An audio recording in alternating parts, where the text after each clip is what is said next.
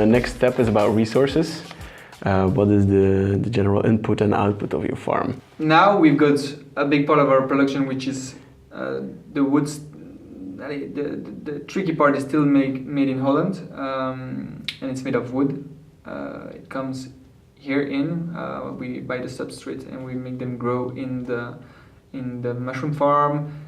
And then we give the substrates to local farms here in Brussels. They use it for the sale. And we sell the mushrooms after you use the okay. And we sell every mushrooms to local shops in here in Brussels. But a small part of our production, which is still a bit experimental, but it's working well, but it's just too small to really sell it, with beer waste. So there we go really close from here to a brewer. We I don't know how you call this in English. That's why I always say beer waste. But in French it's drèche. In drèche it's basically once you did the infusion of malt. Once you did the infusion, you throw it away. All the grains that you use for the brewers, you just throw it away, and we go and catch that, and we use it for our production. So that's and a bit of wood, and the wood will come from the forest here in Brussels, but it's taking a bit of time because it's institutional and it's a bit long. So the wood is like when they cut the branches and... Exactly. Oh, okay, that's cool. Every when do they do it? In the winter time? In the winter and autumn a bit, yeah. Okay. Yeah.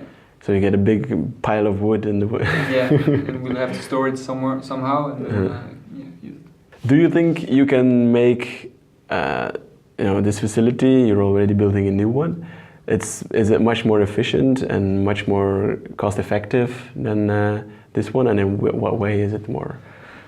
Cost effective, I don't know. I don't think it is, but it's here we don't control enough temperature. Sometimes it can go really high, and that's a really big problem for us. We don't really have a way of cooling it, and nothing is really professional here. I mean, it's quite good with the materials we have. I think we can really do a production that's working, but we can do much better. I think we can if we control every environment, we will have a much better production. So so over there everything will be really well done and well designed, so that the air is not coming out. There is only air coming in. So yeah, I don't know. It will be much better. And also working conditions will be easier, or? Yeah, of course, because here we are really tight space. We are in the basement, but we have to go through an elevator. So if we bring a lot of material, it doesn't go through. So we need to do it bit by bit. It's really annoying. Over there we have a big ramp that goes down. We can bring whatever we want, and we'll have a much bigger space. You have another room where you mix the substrate, right? Yeah. And will that also be bigger or better? Or? Yeah, it would be much bigger, because here we don't have enough space. We don't have the machines, the machinery that we need to do all the production on our own. That's why we still have this part that's done in Holland. Over there we'll have the space to do it. We'll have big machines to pasteurize the substrate. So yeah, and now we're still working with really small machines, and it's really annoying because we can only do a small bit of production at a time. How much more will you produce? It would be 10. No, it's more than 10 times actually. It would be like 12 times bigger than here. Okay. Yeah. Did you do market research before you started? Yeah, a bit, of course, where we just looked a little bit. We went to restaurants to see if they were interested in buying shiitakes, fresh, made in Brussels, and it seemed that there was a market for that. We looked at the price a bit of where the shiitake came from and stuff. So yeah, we did a bit of that before. But not too much, or? Not too much. We quickly realized that it would work if we produce some, because there's not a lot of producers in Belgium, and bio producers not at all. Not much, and mushroom producers almost none. So yeah, there's space for that. People, they want to buy local now. They really, I mean, if they can choose between two products, they will buy the one that's made in Brussels, and I understand that, because then you know where it's made, you know the people that do it, and I don't know, you're supporting. Who are your customers, and what is important for them? Our customers are a bit. It's shops in Brussels that are interested in everything that's local or bio and stuff. That's important for them that it's organic, but it's bio-organic. Some only sell organic products, so you have to be organic if you want to be sold there. And the others, it's important that it's local. It's better that it's organic. What is your relationship with them? How do you meet them weekly, or do you have like? No, we don't. I don't meet them weekly, but I can call them. I can call them if I need. I can talk to. It's quite good. It's quite a good relation. Yeah. Do you help your local community, and how do you do that? And do you also gain customers because of that?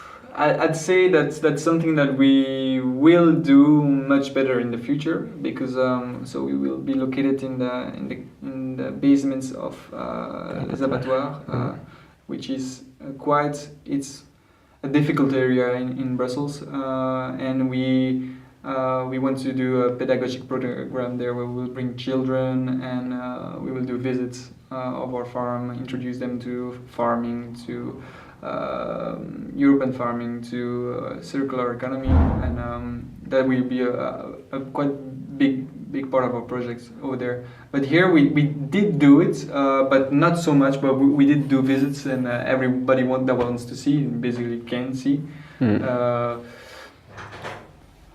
But I don't know, it will be bigger in the future, I think. Do you do a lot of marketing? And do you have like a lot of work for marketing? Yeah, we do spend time on communication, making the product look nice and all this stuff. We have a really cool website that's coming, and that's still is really important. You can have a good product if it doesn't look good, and you're not gonna sell it, or you will sell it, but to only a few people who don't care about it. But if you want to go a little bit larger, then you have to have something that looks nice. So we do spend time, yeah. Who are your partners, and on local level and on national level and on international level, for example? On local level, our first partner that I think of is the brewer, because he gives everything for free. But it's good for him because he's paying for throwing his trash away, so it's good. Local partners are also the place where we rent it. We get it for quite cheap because they're interested in the project. And do you like have local partners more on the policy, because urban farming is kind of a new thing, and maybe for subsidies? We have a bit of support, but it's not too big so far.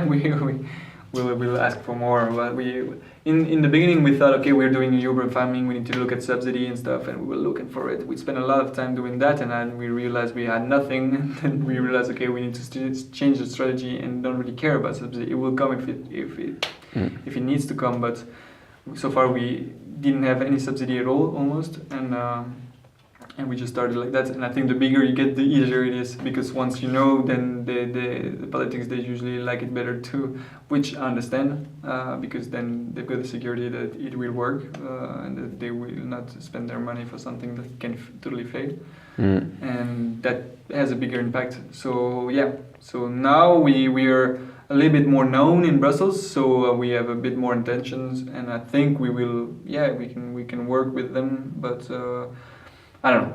I wouldn't say that so far. It's really been the case. And on national level, do you have partners or people you communicate with, exchange information? Actually.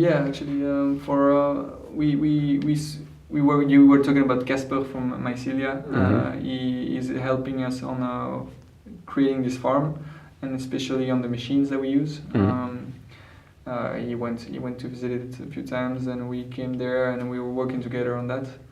There's another producer in Brussels called Permafungi. We always thinking how we could cooperate. We don't feel that we are competing at all, so we are always talking to each other. I think the projects that we will work on will come later. So far, we don't know yet how we will work, but we have really good relations, and that's important, I think, because we're not trying to destroy the other. We think that two projects in Brussels, it's it's not a problem at all, and it's even better, I think, because then it brings attention. On the international level, do you have a... Yeah, we are part of the mushroom learning network, but we haven't done so many things with it. We went in the very beginning. We went to a weekend that was organized by them. It was really cool, but there's one more coming in October. I heard in Copenhagen. I'm not sure we will go. Maybe we hope, but. I'm going normally. You're going? Cool. Yeah. What does the mushroom learning network want to do, or? It wants to help. It wants to create a network where people produce mushroom in the city, usually, or not in the city. It doesn't matter.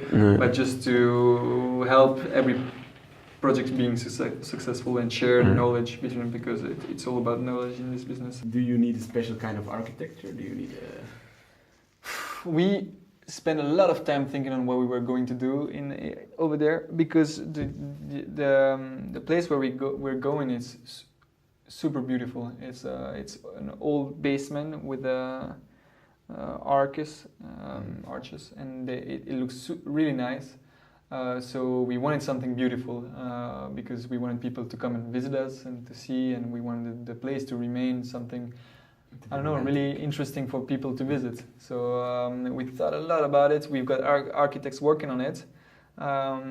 We were thinking of making it in bamboo at first. We thought it was really cool because it's really ecologic, and we spent a lot of time thinking, how could we make it ecologic. But it's also very difficult because you get the constraint with mushrooms that everything needs to be super clean, and that nothing can be really organic in the farm. So all the organic materials you need to. So we will have a mix of the two. I think the really rational way, having something that works really well and something that's beautiful, and we are trying to do that together. Right. And for this farm, is it a special kind of architecture? You build this one? That's we try to make it as efficient as possible in this small place and as cheap as possible. That was the two criteria. Well, it's working. I think it's It's pretty cool. Very efficient. Yeah, it is.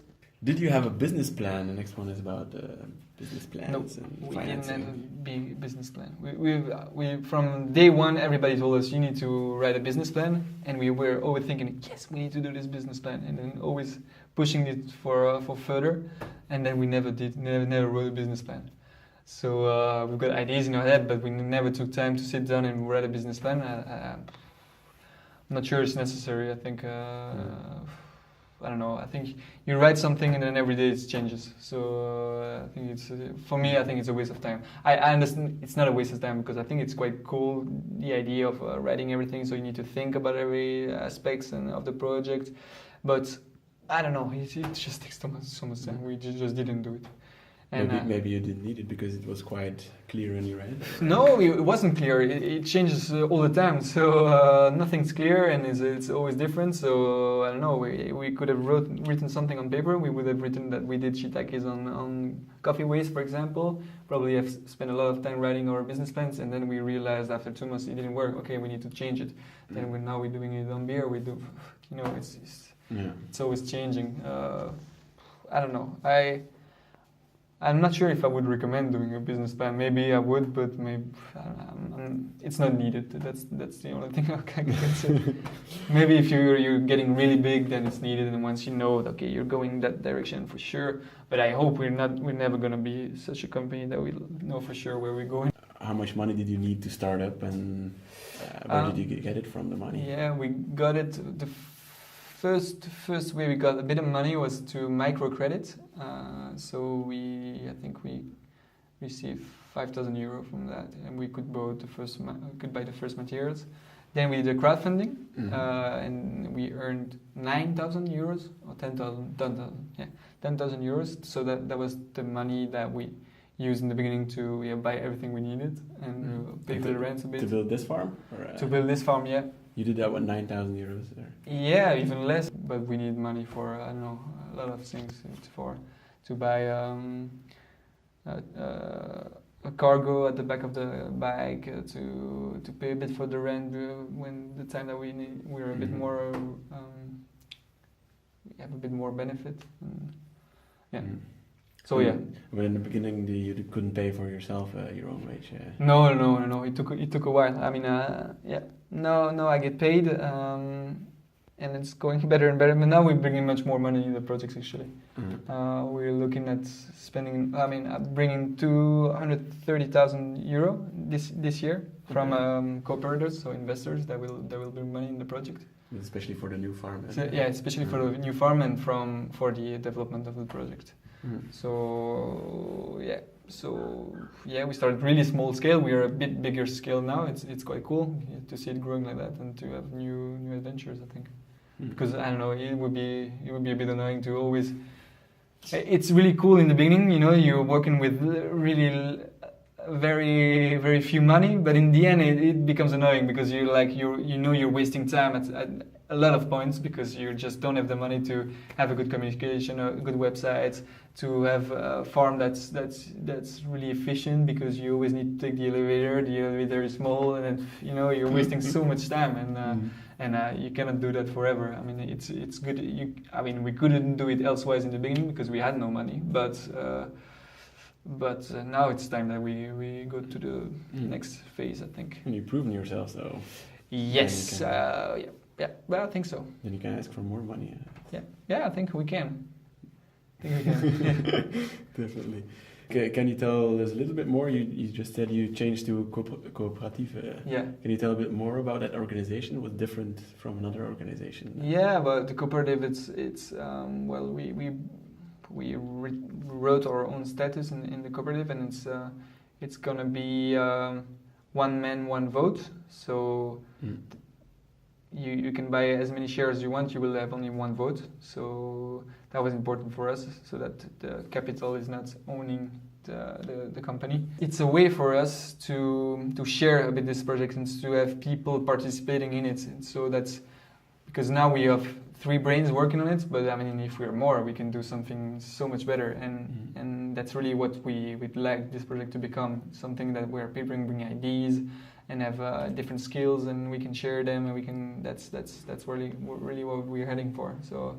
Would you also advise customers to become? Actually, we've got one part of we've got different stages.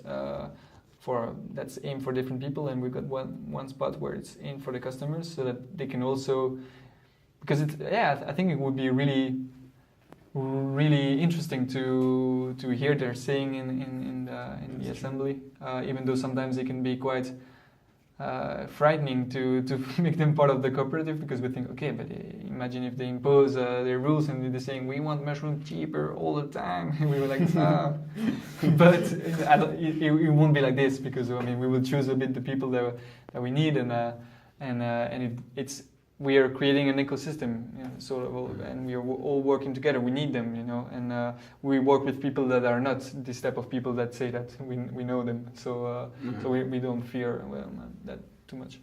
Is it easy or hard, or maybe in between, to be financially sustainable?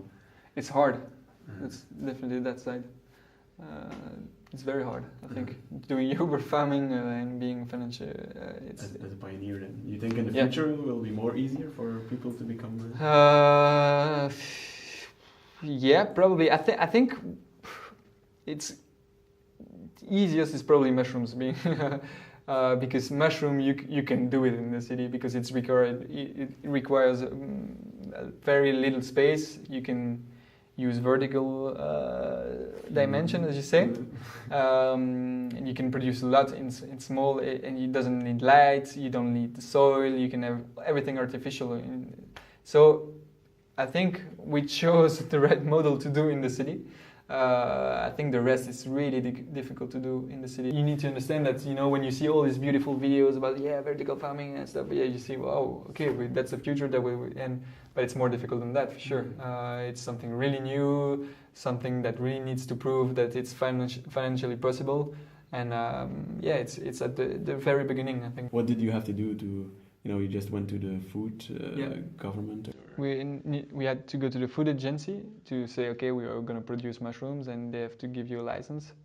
We had to... That's basically it, actually. That's it.